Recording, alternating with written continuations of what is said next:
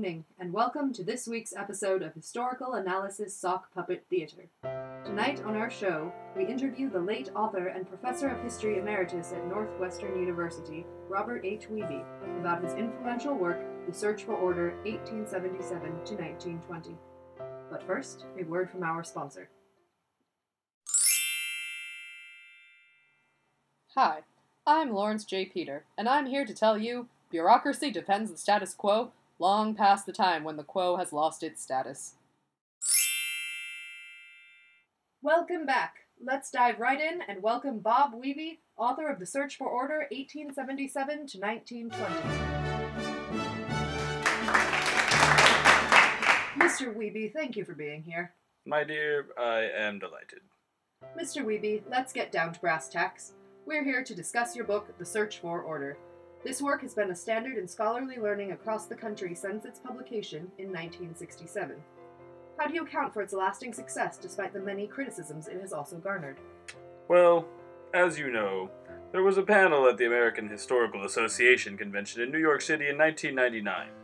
That centered around the book and its, at the time, 30-year legacy. At this panel, the then professor of history at North Carolina Chapel Hill, Leon Fink, presented a paper in which he states, If The Search for Order did not set the standard by which an entire generation of historians judged turn-of-the-century American history, an ordering principle adverse both to the temperament and economics of academic professionals, it did the next most powerful thing. It became the standard against which all other interpreters tilted. Indeed, as Leon also said during this panel, The very fact that The Search for Order has maintained a scholarly prominence for 3 decades must necessarily affect the nature of our own retrospective discussion today. This is no forgotten classic whose main themes and arguments need restating. Indeed, as Robert Wiebe has extended his stamp on American history with subsequent volumes encompassing the late 18th through the 20th century, his peers have regularly honored The Search for Order with retrospective reflection, analysis, and continuing criticism. this Leon Fink is a rather charming gentleman, if I do say so myself. Now, what was your ultimate purpose in writing this book? My purpose in writing The Search for Order is elucidated best by the recently late David Herbert Donald, professor of history emeritus at Harvard University, who wrote the foreword to my book.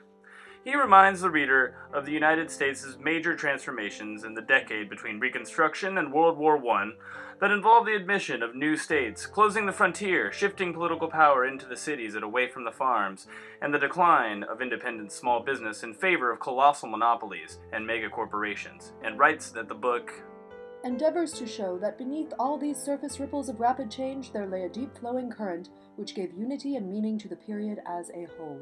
And, as it were, no other work of comparable scope had yet been written on the subject. What specific conclusions do you make in the book?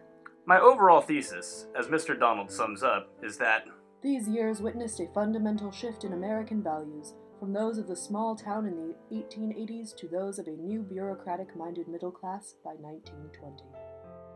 at the end of Reconstruction, the United States was, as I wrote in my book, a society without a core. Afflicted by a general splintering process, I show the country's inability to deal with urbanization, industrialization, and immigration, and how in the end, as I wrote in the book, the heart of progressivism was the ambition of the new middle class to fulfill its destiny through bureaucratic means. Mr. Wiebe, your book has been highly praised but has also been heavily criticized. One major criticism is your lack of source documentation. Your claims are unique and intriguing, though completely devoid of footnotes or endnotes. What other criticisms have been put forth about The Search for Order?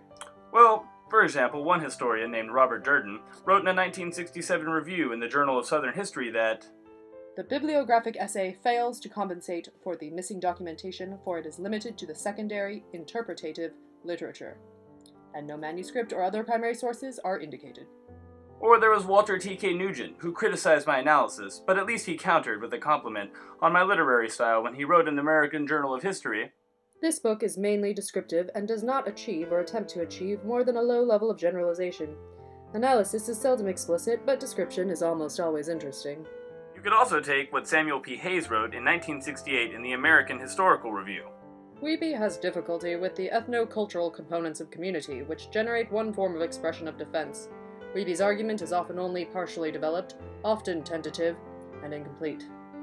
Facts covered in conventional treatments are artificially squeezed onto the pages of the book, often quite removed from the general argument, and give rise to a disjointed flow of thought. Really, my book has, as you can see, been criticized on a variety of levels, but as you noted, it has also received a great deal of praise. That is certainly true. Let's hear what some scholars have said in the positive about The Search for Order. Despite the author's reliance on descriptive and impressionistic techniques, which he handles unusually well, the fact that this is the first book to present a unified, intelligible overview of the half-century before 1920 makes it required reading for anyone interested in modern America, or for that matter in the modern world. Since the book so abounds with information and is written gracefully, that reading requirement is a very light burden. It is impossible to do justice in a brief review to this stimulating, tightly packed volume.